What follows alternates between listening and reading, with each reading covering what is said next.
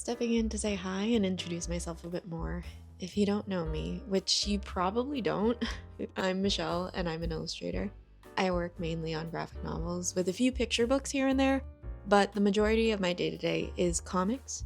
It takes me about 1.5 years for graphic novels, and it's really focused work the whole time. I get caught in a rhythm of drawing the same things every day, and when I reach the other side, I feel like I don't know how to draw anything else. I found that sketching helps remedy that, and specifically sketching with a physical sketchbook. Personally, it helps to switch up my process and try something different. I really love bribing myself with new materials.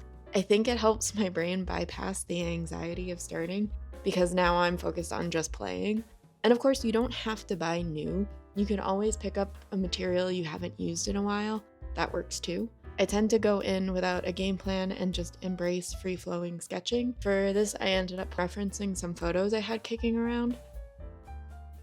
This mug is called Carnival Cottage by Joanna Parker. It reminded me of the Campbell Soup kids, sent me down a rabbit hole of vintage Halloween costumes, and then I found a bunch of DIY costumes of various vegetables like lettuce or paper moth wings. We're nearing Halloween as I'm making this video, and so I got really into it. And that's where this star character started. Like I said earlier, this process is to give myself permission to make bad art, and I'm currently fighting the urge to judge anything on this page, which is very hard, but I'm really glad I took the time to sketch and fought through, any negative feelings about it and just embracing the process of starting again.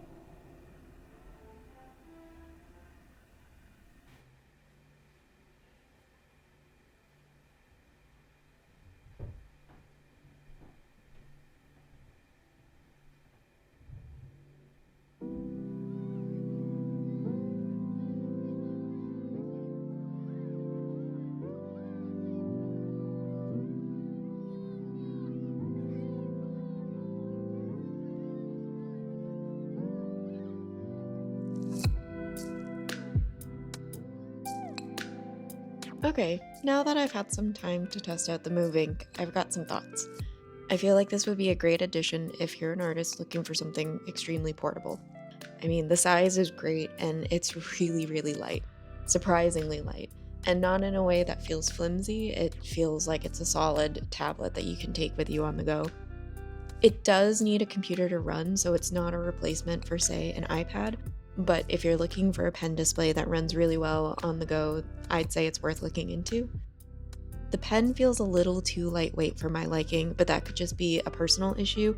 I have carpal tunnel and ulnar nerve damage, so sometimes pens that are really thin are hard to grasp, so I always look for something that has a bit more heft to it, but this might not be a problem for you. The price is a little steep if you're deciding between a tablet and a pen display. I'd say prioritize what you need more.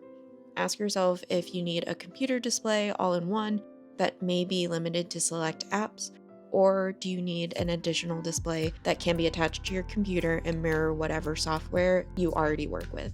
I'm really excited about where this display could go in the future, and as expected from Wacom, the latency is really minimal, and working with the tablet was a really nice experience overall. The screen looks fantastic for its size, and honestly, I wish it was bigger. If I'm going to be hooked up to a computer anyway, it's more important that I have a bigger surface area to work from. But once again, these are all just personal opinions, and this display may be just what you're looking for. But yeah, thank you Wacom for sending me this to try, and I was really excited to have you in my studio today.